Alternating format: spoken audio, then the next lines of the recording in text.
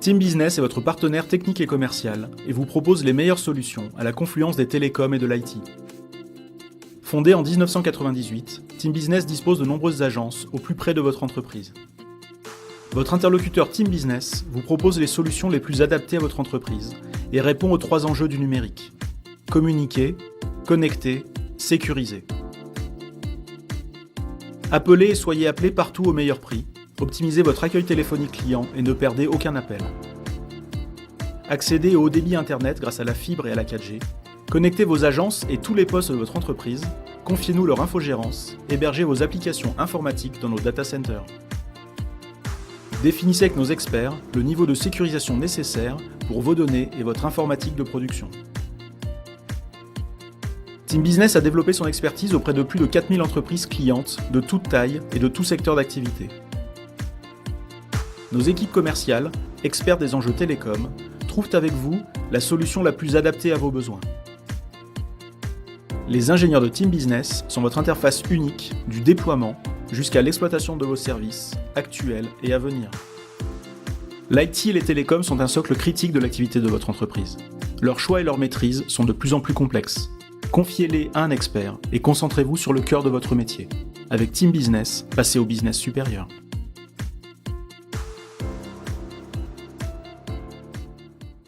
Parce que l'intelligence, excusez-moi, je prends l'intelligence, elle est bien souvent, elle n'est pas chez les politiciens qu'il y a chez nous, qui ont détruit le plan fibre, le plan réseau. L'intelligence et la compréhension du besoin du client final, elle est chez notre partenaire. C'est notre partenaire qui fait notre force dans ce cas-là. D'accord. Beaucoup de partenaires en France? Alors en France, on a 70 partenaires, et ils ont, ça fait 105 points de vente. Si vous avez pu le constater, on a un partenaire qui a beaucoup de points de vente. C'est un partenaire qui a une bonne taille sur le marché, qui fait partie des principaux partenaires au niveau national, qui bénéficient de réelles compétences. Et aussi, ils sont tous à peu près formatés de la même façon, pas forcément en taille, mais en compétences? Non. On ne peut pas dire qu'ils aient tous la même compétence. Il y a beaucoup de compétences. Il y a des compétences qui sont plus orientées voix sur certains, encore très fortement orientées mobilité pour d'autres. Mais 80% de nos partenaires aujourd'hui sont en mesure de vendre la totalité des produits. Et après, vous avez les champions. Vous avez des champions qui se développent plus parce qu'ils ont une structure qui est mieux formatée, avec des gens qui sont très compétents en interne, parfois plus compétents que les gens qu'on met à leur disposition. Et c'est un vrai plaisir de travailler avec eux parce qu'on est challengé pour apporter vraiment quelque chose de bien au niveau des clients. Et vous considérez que votre voisin est un champion? J'en ai aucun doute. Bon, alors on va lui passer la parole pour qu'il nous explique. Donc on va continuer cette description des compétences et des rôles des uns et des autres. Donc vous êtes distributeur et intégrateur. Décrivez-nous un peu ce qui a déjà commencé à être fait en filigrane, l'étendue de votre métier, de vos spécialisations. Nous, Team Business, on existe depuis 1998, on fêtera les 20 ans l'année prochaine. On a toujours eu une activité opérateur, parce que depuis 1999, on travaille avec CGTEL, pour ceux qui connaissent, donc depuis tous les rachats. Excusez-moi, je fais une parenthèse. Quand vous avez commencé, vous étiez quoi, une petite... En fait, on était spécialisé dans la partie câblage, c'est-à-dire notre métier a toujours été d'aller où les autres vont pas, c'est-à-dire que vraiment c'est de faire les bouts de câbles et ainsi de suite. Et c'est le premier partenariat opérateur qu'on a fait, on l'a fait parce qu'on savait installer des routeurs et aller faire la partie câblage. Et donc on a continué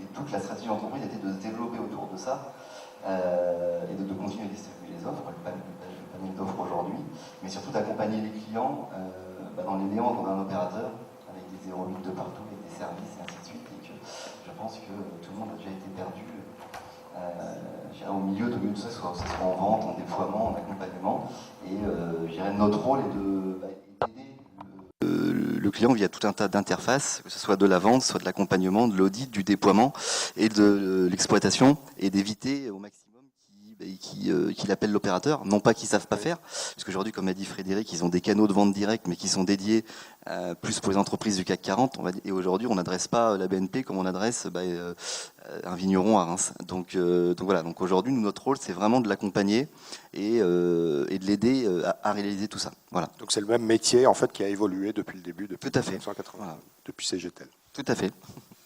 Donc, vous allez voir les entreprises, vous analysez leurs besoins, vous analysez l'existant, et après vous faites des propositions. Comment ça se passe? Tout à fait. Donc aujourd'hui, on a malheureusement, comme le disait Fred, on a encore une approche qui parfois peut être uniquement dans un but d'optimisation de prix, puisqu'aujourd'hui c'est quand même le rôle de chaque entreprise de faire des économies. Mais on a aussi une démarche de conseil, puisque aujourd'hui la partie, en tout cas telco, est devenue indispensable pour les entreprises. Une entreprise qui n'a pas d'internet, elle ne sait plus travailler aujourd'hui. Donc c'est aussi d'amener les clients à réfléchir sur la partie sécurisation. C'est-à-dire j'ai plus de tuyaux, qu'est-ce qui se passe, mon serveur casse aujourd'hui, comment je fais pour reprendre mes données. Donc c'est de l'hébergement en data center, donc c'est vraiment une mission de conseil autour des TPE et des PME, puisqu'aujourd'hui bien souvent il n'y a pas toujours des services informatiques, donc on a affaire à des dirigeants, à des DAF, et qui parfois ne maîtrisent pas tous les enjeux de l'informatique, et notre rôle c'est justement un peu de leur expliquer les risques et de mettre en place des solutions adaptées à la taille de l'entreprise, bien sûr. Voilà. Parce que comment ça se passe dans les entreprises à partir de combien de salariés commence à y avoir un DSI, commence à y avoir des gens qui s'y connaissent un peu et qui... Il n'y a pas de règle, mais aujourd'hui, en dessous de 50 personnes, c'est rare qu'il y ait un DSI. Voilà, ça va partir de 50, entre 50 et 100 personnes à peu près. Oui, c'est la règle qu'on emploie nous chez l'opérateur. Si on se dit au-dessus de 50, il est difficile de faire 100 DSI, mais en dessous de 50, il apparaît parfois qu'un DSI soit absolument nécessaire, oui. Mais dans ce cas-là, on est sur des typologies de métiers qui, on peut le comprendre aisément, nécessitent la présence d'un DSI parce que toute l'activité gravite autour de l'informatique. Et donc, vous jouez parfois le rôle de DSI détaché, en fait. Oui, ça nous arrive. Parfois, certains clients nous confient, on appelle ça comme ça, l'infogérance de leur parc informatique. Mais également, aujourd'hui, il y a toute une partie d'infogérance sur la partie mobilité qui revient forte sur le marché. Puisque aujourd'hui on dissocie fortement le terminal, qui, comme on a pu remarquer, est de plus en plus cher. L'iPhone 10 va être autour de 1 200 €, je crois, de la partie carte SIM, puisque aujourd'hui c'est plus là-dessus que l'opérateur gagne sa vie, comme il disait, ça fond comme neige au soleil. Et donc aujourd'hui on a une forte activité sur la partie infogérance mobile parce que les terminaux. Attendez, infogérance, ça veut dire quoi ? Ça veut dire qu'en fait, on gère le parc pour le client. Donc, on gère les demandes des utilisateurs. Comme une flotte automobile. Voilà. Et globalement, le client nous donne plus ou moins de délégations et de droits en disant, voilà, vous pouvez faire tel genre d'acte ou tel genre de commande, et à partir de tel niveau, là, il faut nous demander un accord. Donc, aujourd'hui, on avait démarré ça de manière historique sur la partie informatique, donc sur tout ce qui est informatique et télécom, pardon. Et aujourd'hui, ça revient fort sur la partie mobilité avec des forts besoins dus au prix du mobile, puisque avant le mobile tous les 2 ans on le jetait, parce que l'opérateur en faisait cadeau gratuitement. Maintenant il n'en fait plus cadeau, donc le mobile il dure plus 2 ans, il dure 5 ans. Donc il faut l'entretenir, il faut le réparer, il faut le nettoyer, voilà. Et il faut le protéger parce que de plus en plus, comme le mobile est l'extension de la partie fixe de l'entreprise, il apparaît de plus en plus critique d'avoir des sécurités, y compris sur la partie mobile. C'est-à-dire, c'est des garanties contre le vol ou antivirus, gestion contre le vol, le MDM, c'est la prise en main à distance du mobile pour pouvoir écraser la mémoire s'il a été volé, pour pas que les données puissent être volées. Oui. Ça peut être aussi de forcer les utilisateurs à aller, lorsqu'ils vont sur Internet, à passer au travers du firewall de l'entreprise. Et là, il y va je dirais d'une équation économique, de savoir ce que coûte le fait de protéger sa flotte mobile avec des outils qui valent très cher. Et ils valent très cher, non pas parce qu'on peut les casser, mais parce qu'on peut perturber l'usage définitivement en mettant des virus sur ces matériels. La téléphonie mobile, alors les flottes de téléphones, pour les entreprises, c'est votre première... Non, nous, historiquement, on est vraiment issus du ce qu'on appelle du monde de la data. Donc, c'est vraiment le tuyau et ses extrémités, avec tout un tas d'offres de supervision, de proactivité et autres. L'activité mobile est venue, je dirais, grâce à l'opérateur et grâce à de la croissance, notamment par exemple avec Sancier-sur-Reims. Voilà. Donc aujourd'hui, c'est des choses. C'est devenu une couche supplémentaire, mais le cœur de métier, c'est plus. Tout à fait. Mais donc on a traité le mobile de la même manière que l'IT en fait. Voilà. Alors quand on dit IT, on dit quoi? Alors on dit c'est les réseaux, c'est les télécoms et c'est tout ce qui est on va dire informatique et télécom au sein d'une entreprise. Oui, voilà. Mais quand on dit informatique dans une entreprise, vous traitez jusqu'où alors, y compris les...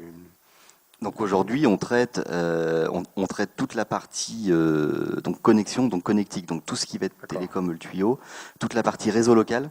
D'accord, c'est ce qui fait parler les machines entre eux, et toute la partie téléphonie fixe. D'accord. Aujourd'hui, on est en train de regarder pour monter en compétence sur la partie poste de travail, donc c'est-à-dire le PC, chose qu'on ne fait pas à ce jour. Voilà. Et alors, vous parlez de la sécurité de la data, c'est un problème qui est important depuis combien de temps? La sécurité, ça a toujours été important, sauf qu'avec dans ces dernières années, elle s'est quand même accentuée. Je pense que tout le monde a entendu parler un petit peu des virus qui se baladent et autres. Mais disons que ma question, c'est plus, depuis combien de temps les entreprises s'en préoccupent-elles réellement? Il y a vraiment une prise de conscience aujourd'hui sur les PME depuis 2-3 ans. Ouais. Oui, c'est ça, parce qu'avant, il fallait vraiment avoir eu un problème pour s'équiper. Alors, oui. Ouais, alors je dirais que je vais mettre un tout petit bémol. Les grosses PME s'en occupent depuis 2-3 ans. La majeure partie des PME font abstraction de cette partie. Et récemment, avec les WannaCry et compagnie, il est apparu un certain nombre de problèmes, y compris sur des PME du fin fond de la Lozère qui vendaient des choses qu'ils ne croyaient pas être stratégiques. Et en fait, ça impacte tout le monde. Tout le monde, puisqu'il s'agit de robots qui infectent tout le monde.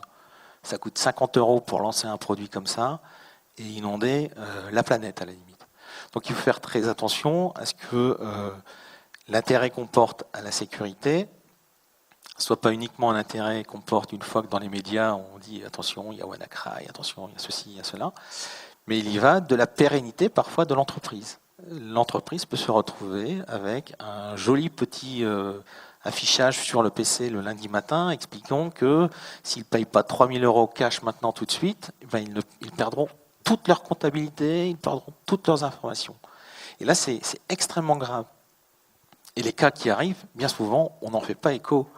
On n'en fait pas écho parce que on a peur de faire savoir sur la place publique auprès de ses clients qu'on a perdu des données. Regardez Deloitte et Touche, je prononce à la française, ils ont caché le fait qu'ils avaient été piratés. C'est en train de ressortir de partout. Ce sont des informations extrêmement importantes qui ont été embarquées, alors que c'est une société de tout premier plan international. Oui, effectivement. Et les chefs d'entreprise sont donc de plus en plus sensibilisés à ça. Depuis les fameux virus là, qui ont, j'ai oublié leur nom, mais WannaCry, qui ont mis un peu à bas pas mal de protection. Là, ça a sensibilisé les gens ou...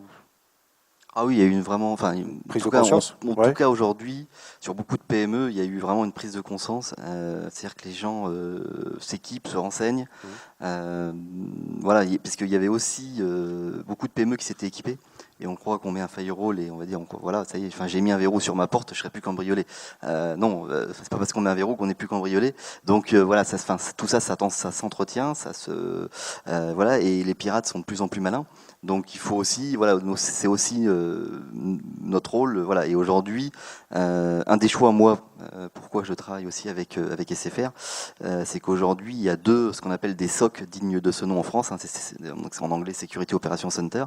Il y a Orange et SFR qui ont vraiment de la détection d'attaques en masse, puisque aujourd'hui il y a des pirates qui cherchent à faire tomber le réseau d'un opérateur, et SFR est souvent victime de ce genre d'attaque. Voilà. Donc c'est des solutions qui sont valables à quel pourcentage de sécurité? C'est très dur. Il n'y a pas de solution. C'est très dur à répondre. Ouais, Aujourd'hui, il y a eu, le réseau SFR, à ce qu'on sache, n'a jamais été, personne n'est jamais rentré. Il y a eu une grosse attaque il y a à peu près 6 mois. Quand il y a une grosse attaque comme ça, ils coupent l'ensemble des accès. Donc l'ensemble de nos clients n'ont pas eu d'accès Internet pendant 2 heures, le temps de vérifier, voir si ce qu'on appelle les pare-feux allaient absorber la charge d'attaque et ainsi de suite. C'est le seul cas qu'on a aujourd'hui en connaissance à date. Voilà. Après, je dirais, malheureusement, et je n'aurais pas dire ça, mais s'il y en a qui sont passés, on ne le sait pas. Très bien. Oui, je voulais ajouter. Non, je suis d'accord. Très bien. Alors, monsieur Gouverneur, vous êtes DSI de Eurofeu. Vous pouvez nous resituer Eurofeu?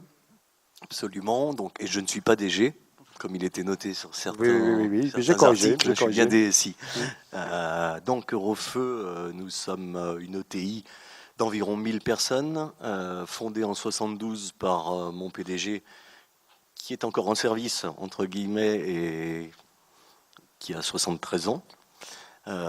Entreprise franco-française, il a commencé tout seul, avec son épouse. Aujourd'hui, nous sommes 1000 collaborateurs, 27 agences, si je ne me trompe pas, en France, dont une à Reims. Mais j'en suis fier, c'est pour ça aussi que je suis là aujourd'hui. Donc, notre métier premier est la fabrication d'extincteurs, bien entendu, et nous avons à ce titre la certification Origine France Garantie, ce qui est à mes yeux important et ce qui n'est pas le cas de nos petits camarades de jeu en France. Voilà. Cette certification, elle certifie quoi? Que les extincteurs sont fabriqués en France. Ah, Made in France, pardon. Non, c'est Origine France Garantie. Ah, pardon, alors, pas compris. je ne dis pas qu'il n'y a pas compris. une petite partie infime de composants qui peuvent être fabriqués en dehors de notre beau territoire, mais voilà, nous fabriquons en France. Vous pouviez venir au grand symposium sur le Made in France à Reims il y a 3 semaines. Alors. Voilà. Et donc ça, c'est important, je tiens à le mettre en valeur, parce que contrairement à nos confrères, ce n'est pas le cas du tout. Et j'en suis fier, mon PDG tient à préserver des emplois au siège social qui se trouve en Eure-et-Loire, à côté de Chartres, dans un village de 3000 habitants. Voilà, alors, en dehors de l'extincteur, évidemment, nous avons une offre globale en termes de sécurité, c'est-à-dire qu'on maintient 1 800 000 organes. Alors quand je parle d'organes, c'est 80% d'extincteurs, ce sont des robinets d'incendie armés. Vous voyez des vidoirs, vous voyez des tuyaux, des blocs autonomes de sécurité, ce qui est en dessus des portes. Nous faisons de la signalisation, on fabrique nos propres panneaux, des plans d'évacuation, avec un bureau d'études dans le 77. Enfin, voilà, on a un panel complet de la sécurité aujourd'hui. Très bien. Alors, donc vous êtes DSI, on suppose que ça veut dire qu'il y a, en matière là on parle de sécurité de données, là il y a un enjeu important puisque vous nous avez dit 1 800 000 organes de sécurité clients, maintenus. donc organes, donc points de données. Hein. Alors aujourd'hui, la sécurité, pour moi, à mes yeux, c'est hyper important dans le sens où on a de plus en plus de clients, on a un peu plus de 100 000 clients actifs. Ça va de la TPE, TPI jusqu'au groupe tel que... Alors normalement, je ne devrais pas citer de nom, mais je veux dire le Roi Merlin, la RATP, la Société Générale, j'en passe et des meilleurs. Et aujourd'hui, je n'ai pas le droit de dire à nos clients, on a perdu vos données, quoi. C'est pas possible. C'est pas possible. Donc, on s'est doté de moyens conséquents pour y parvenir et pour assurer cette pérennité, quoi. Bon, évidemment, ça s'est construit au fil de l'eau. Ça s'est pas fait du jour au lendemain. Et tout à l'heure, quand vous parliez d'attaques, de ransomware, j'en ai moi-même été victime il y a 2 ans maintenant. Les premiers ransomware, on a quand même eu 400 000 fichiers cryptés en quelques secondes. Et alors 400 000, c'est qu'une partie infime de toute la data de mon système d'information, mais bon, c'est 400 000, et vive les sauvegardes dans ces cas-là. Là, je le dis, vive les sauvegardes, parce que ce que je disais à la gendarmerie locale quand je suis allé déposer une plainte, on m'a regardé avec des yeux comme ça en disant mais de quoi il nous parle? Et quand on m'a demandé mais alors finalement vous n'avez pas de dégâts, je dis non parce qu'on a des sauvegardes et qu'on a réussi à restaurer, donc on a retrouvé nos fichiers à l'état d'origine. Mais alors pourquoi vous venez déposer plainte? Je disais simplement, mais écoutez, mettez-vous à la place de l'artisan ou de la TPE dans le village qui va se prendre une attaque comme ça, voire même vous, la gendarmerie, avec votre Windows 95 et pas d'antivirus. J'ai dit, imaginez si une PME est victime de ce truc-là, je veux dire, évidemment, il n'aura pas de sauvegarde, hein, parce que le serveur est posé sur la moquette.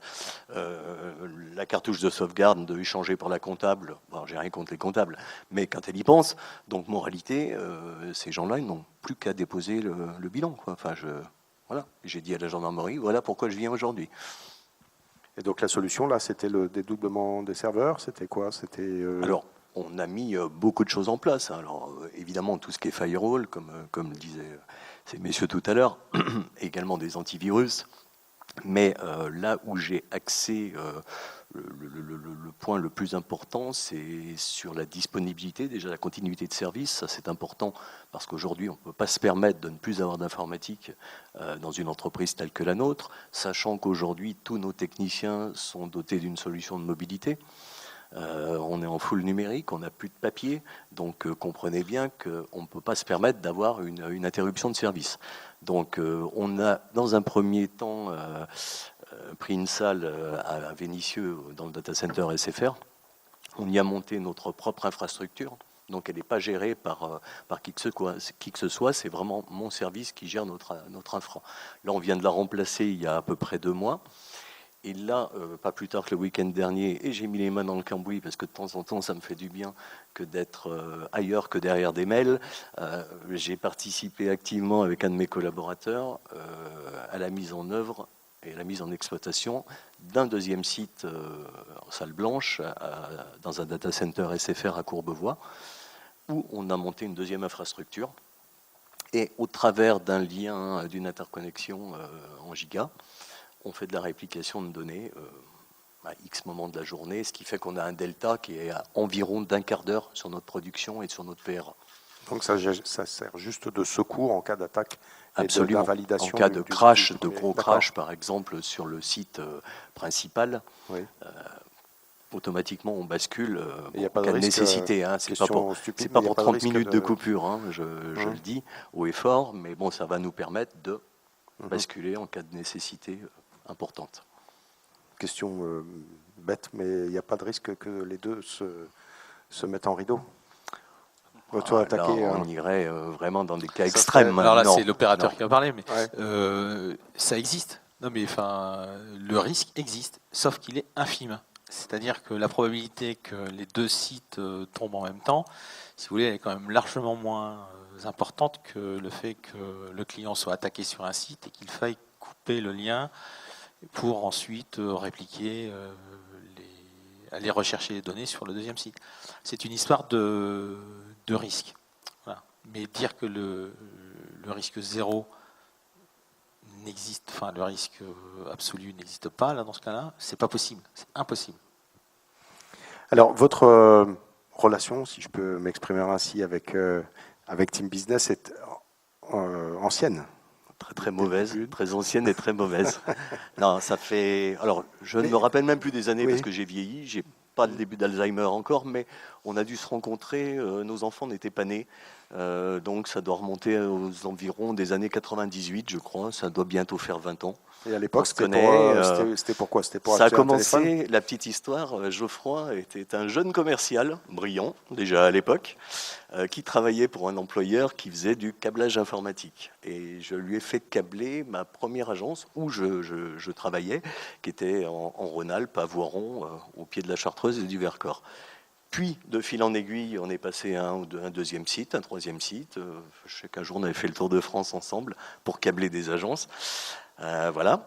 Et puis un jour, Geoffroy, alors j'étais chez un concurrent de l'opérateur, Et puis j'étais pas très satisfait parce que j'avais pas d'interlocuteur. Et en cas de panne, à l'époque c'était ce qu'on appelait des lignes transfixes, on parlait pas de fibre optique bien entendu, ni même de SDSL. À cette époque-là, je me suis retrouvé quelques fois dans la panade la plus complète. Et quand j'appelais mon gentil commercial de cet opérateur, il me disait « écoutez, appelez le support, mais je peux rien faire pour vous ». Et puis Geoffroy est arrivé à ce moment-là en me proposant une offre CGTEL pour un lien ADSL à l'époque, si je ne m'abuse, qui coûtait l'équivalent de 20 € actuels. Et j'ai dit, écoute, je suis un peu frileux. Il m'a dit, fais-moi confiance, on va essayer. Puis de fil en aiguille, on a basculé chez CGTEL dans l'intégralité, puis 9 CGTEL, et puis SFR, voilà. Et vous ne travaillez que avec SFR? Oui, on est exclusif SFR. En fait, on a 3-4 principaux partenaires. Et en fait, sur chaque partenariat, je suis exclusif, puisque c'est toujours la fidélité en général paye. Juste dans les prolongements de ce que disait Patrick, donc effectivement, on a démarré avec un contrat à 20 €, c'est-à-dire 240 € par an. On est à 600 000 € de facturés aujourd'hui dans le groupe. Donc il y a eu un peu de boulot de fait. Voilà, en termes de partenaires, donc on travaille avec SFR sur la partie opérateur, on travaille avec Xivo Avencall sur la partie PBX, donc un éditeur français. Alors PBX, c'est tout ce qui est les solutions de centrale téléphone pour l'entreprise, tout ce qui gère la téléphonie de l'entreprise. Et on travaille avec WatchGuard sur la partie sécurité et Cisco sur la partie LAN. Donc ce sont nos 4 principaux partenaires. Voilà, et donc comme disait Patrick, aujourd'hui on a fait le choix il y a 4 ans de sortir une offre en collaboration avec SFR sur la partie data center, puisque ça me semblait à mes yeux stratégique d'avoir notre propre offre. Et comme disait Patrick, c'est qu'aujourd'hui, eux, ils gèrent leur infrastructure. Par contre, ce qu'il oublie juste de dire lors du déménagement, c'est qu'il y a quand même toutes mes équipes qui ont préparé l'ensemble des salles, des tuyaux, et qu'il arrivait qu'il allait mettre ses serveurs. Donc, j'allais le dire, je ne voulais pas monopoliser le micro, mais j'allais le dire. Mais les serveurs appartiennent à qui alors? à Eurofeu. C'est notre propre infra, oui. D'accord, donc vous êtes sur le conseil, vous imaginez l'infrastructure, mais tout à fait. Les serveurs sont achetés par Eurofeu, c'est ça. Donc aujourd'hui, on fournit chez Eurofeu donc la partie, tout l'ensemble du réseau SFR, que ce soit en voie mobile, voie data et la partie tuyau. On fournit également la partie sécurité via un cluster de firewall, donc entre Paris et Lyon. Et on fournit également ce qu'on appelle un cluster Avencall Xivo, donc c'est du PBX, qui permet de faire téléphoner. Là, c'est assez bluffant puisqu'ils ont fait les tests hier. C'est qu'aujourd'hui, une personne qui est en ligne sur un site avec son poste fixe, on coupe la machine principale, la com n'est pas coupée et c'est le deuxième qui prend le relais à Paris. Donc on arrive à faire des choses assez sympas maintenant en termes de sécurité. Si, et c'est important même vis-à-vis de nos clients, principalement de nos clients, parce qu'on ne peut pas se permettre non plus d'avoir une coupure d'un standard téléphonique quelconque. Alors, dans le passé, j'avais autant de PABX, et non pas 10 PBX comme on a aujourd'hui, j'avais un PABX par agence. Donc ça veut dire quoi? De l'acquisition de matériel ou de la location. Ça veut dire des contrats, des multiples contrats de maintenance. Là, aujourd'hui, on a rationalisé tout ça. Et le fait d'avoir 2 Xivo, je crois que les gens de chez Avencall sont là ce soir, c'est un monde merveilleux. Déjà, ça nous permet d'adaptabilité. C'est-à-dire qu'une agence qui est fermée pour une raison X ou Y tel jour, en 2 clics de souris, je rebalance tout ça au siège ou sur une autre agence. Alors que quand on avait X PABX, c'était pas facile. Il fallait prendre la main sur un PABX à distance et puis faire des manips. Là, aujourd'hui, c'est la souplesse, quoi. C'est la souplesse et la garantie, pareil, de la continuité de service, quoi. Je vous dis, comme le disait Geoffroy, on a fait des tests pas plus tard qu'hier parce qu'on a installé notre 2e Xivo. C'est comme les gendarmes, ça marche par 2. Pour que ça soit efficace. Et donc on l'a installé pas plus tard que dimanche soir, et hier on a fait des tests de bascule, c'est complètement transparent pour l'utilisateur, quoi. D'accord, bon, c'est des budgets quand même importants, 600 000 €, non? On n'a rien sans rien. Parce que comme disait mon PDG un jour, maintenant tu me coûtes cher. Parce que je suis parti, ça fait quand même 28 ans que je suis salarié d'Eurofeu, j'en suis actionnaire aujourd'hui, mais ça fait 28 ans qu'il me supporte et il me disait à l'époque, quand tu es arrivé, l'informatique coûtait rien. Et aujourd'hui, tu me coûtes 1 million d'euros à l'année. Oui. Mais bon, comme je lui ai dit et comme il le comprend très bien, parce que j'ai une anecdote, À l'époque, quand il m'a vu installer des boîtes Wanadu, pour ne pas les citer, avec un modem analogique et une adresse mail par agence, il me disait, c'est quoi ton truc? J'ai dit, c'est une adresse mail, mais ça sert à quoi? Ça va servir à rien, c'est un gadget. Aujourd'hui, voilà, il ne peut pas se séparer de son iPad ou de son iPhone, quoi. Je veux dire, il est accro à ses mails. Mais vous pas faites totalement confiance quand même. Heureusement. Ce qui est important en termes de coût, ce qui est important de le souligner, c'est que le PRA qu'on vient de monter chez Eurofeu, et c'est aussi notre rôle de travailler avec les différents partenaires, aujourd'hui on l'a fait à ISO budget de la salle principale. Donc on a tordu un peu le cou à SFR, tordu un peu le cou à Venco, la WatchGuard, et c'est aussi notre rôle d'accompagnement envers les clients finaux. L'objectif, si c'est faire de la sécurité pour prendre un budget et le multiplier par 10, je pense qu'on n'aurait pas de clients. Donc c'est ça qui est important, c'est qu'on travaille sur l'ensemble pour apporter des solutions, mais surtout des solutions sécurisées, pérennes bien sûr, mais qui sont abordables pour les TPE, les PME ou les plus grosses entreprises comme Eurofeu. Et chaque entreprise est un cas particulier. Chaque activité est un cas en particulier. Général, Oui. Donc c'est sur mesure à chaque fois. Je dirais les attendus sont toujours les mêmes. Le client attend toujours la meilleure solution au meilleur prix et qui est la plus sécurisée. Après, comment on y va? On a X moyens d'y aller, et c'est le rôle de mes commerciaux d'aller expliquer et de céder chez nous d'experts. Voilà, on a des experts avant-vente qui sont là pour aller en fonction du métier, du client, des cas, d'aller conseiller les clients. Voilà. Parce que je suppose que chaque commercial n'est pas un expert pour faire un cahier des charges pour chaque client. D'accord, ok. On a parlé rapidement au téléphone l'autre jour des grandes innovations. Alors, on parlait effectivement des standards. Parce que vous avez des noms barbares pour désigner ça, mais c'est des standards mobiles et inaliénables finalement. Quelles sont les grandes innovations qui vont arriver dans les quelques mois ou années qui viennent? Donc aujourd'hui, en termes d'innovation, on a la fibre optique qui se démocratise, puisque Altice, le principal actionnaire, s'est donné comme objectif de fibrer entièrement la France, que ce soit en fibre dédiée ou en fibre mutualisée. Donc c'est la fibre dédiée, c'est une fibre, un tuyau qui est dédié d'un point A à un point B. La fibre mutualisée, on amène une fibre dans un quartier et tout le monde se la partage. Donc ça, c'est la volonté d'Altis. Il faut savoir qu'aujourd'hui, on gagne beaucoup de marché parce qu'on a plus de fibre qu'Orange, donc c'est quand même un fait, et on a gagné de très beaux marchés grâce à ça. Donc ça, c'est quand même une révolution, et ça change la donne et ça change la vie de beaucoup d'entreprises, puisque aujourd'hui, par exemple, les solutions d'hébergement ou les solutions qui sont dans le cloud, beaucoup d'entreprises n'y allaient pas à cause des problèmes de débit, puisque quand vous n'avez plus votre serveur chez vous ou vos applications, si vous avez un ADSL ou un SDSL, bien souvent, c'est trop long pour aller se connecter à distance. Donc la fibre optique permet de faire ça.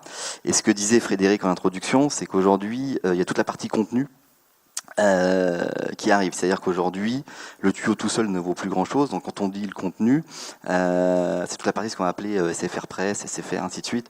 Donc on a une offre, ce qu'on appelle du B2B2C, c'est-à-dire c'est des entreprises qui rentrent à des clients comme dans les hôpitaux. Enfin, je prends cet exemple parce qu'on est en plein dedans en ce moment, mais où on va les vendre du contenu pour remplir des tuyaux. Et ça, c'est assez... Quel type de contenu, alors, par exemple, pour un hôpital? Enfin, si c'est pas dévoilé.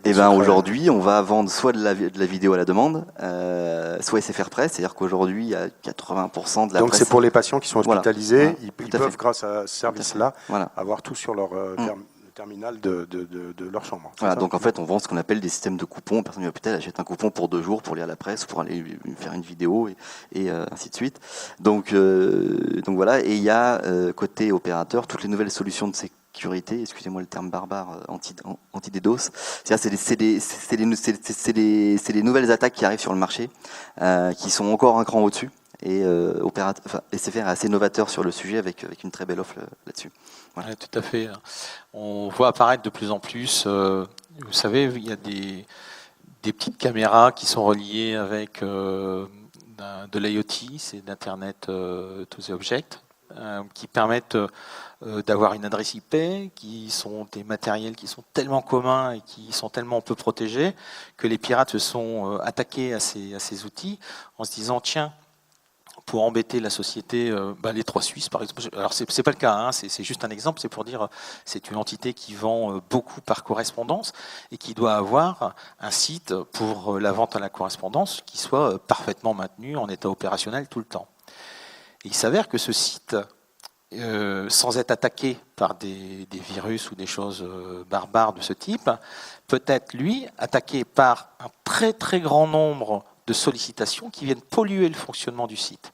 Ça, ce sont des attaques. Ce sont des rafales de demandes.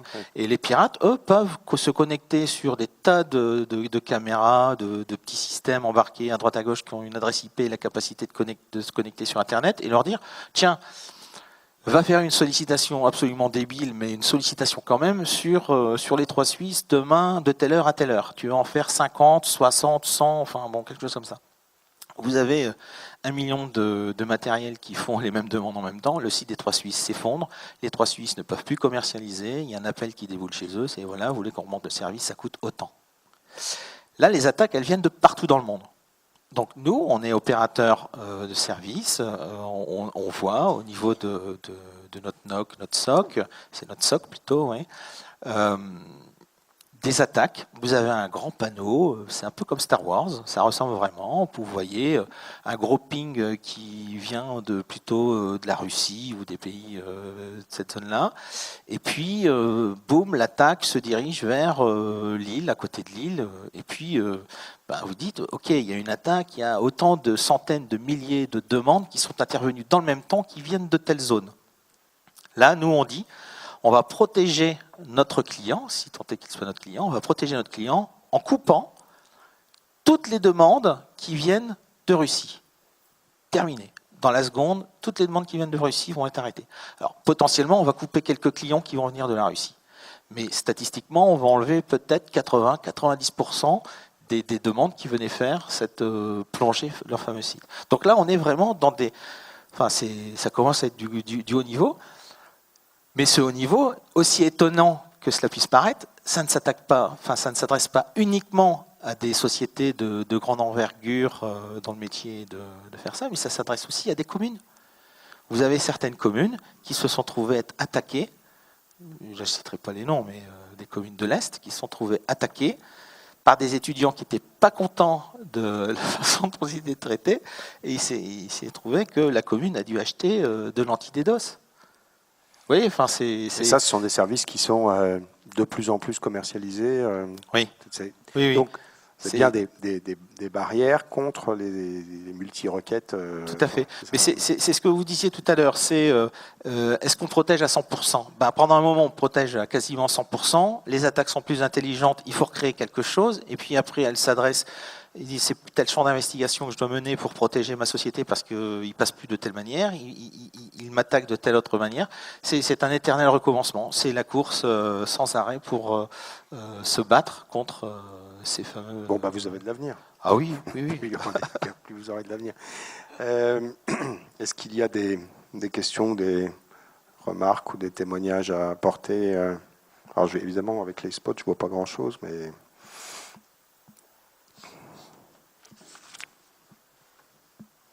On aurait été complet. Vous voyez quelque chose à rajouter sur le sujet, sur les... Non ? Bon, je pense qu'on a bien fait le tour. En tout cas, on vous remercie pour cette table ronde.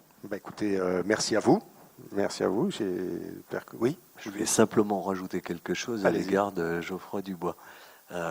Comme le dit mon PDG, il n'y a pas de petit client. Petit client deviendra gros. Ça a été le cas. Il a commencé tout petit chez nous. Aujourd'hui, on pèse ce qu'on pèse. Oui. Ce qui est à dire, et ça je le dis à haute voix, c'est que je suis heureux aujourd'hui de travailler avec un partenaire comme Geoffroy, dans le sens où il défend énormément nos intérêts auprès de l'opérateur.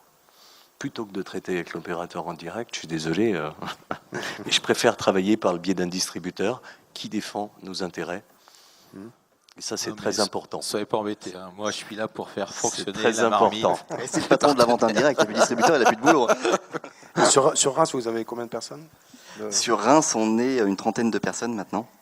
Donc globalement, on a doublé les effectifs depuis qu'on a racheté en 2013. Voilà. Et vous rayonnez sur toute la Champagne-Ardenne ou comment ça se passe ? Champagne-Ardenne, et là, on vient d'ouvrir Lille. D'accord. Voilà. Donc, et Mulhouse, vous êtes aussi à Mulhouse ? Non. Pas encore. Bon. Très bien. Écoutez, merci à vous. Je pense que c'était assez intelligible. Enfin, moi, j'ai compris. Donc, c'est un bon gage de compréhension. Et puis, merci à vous. Et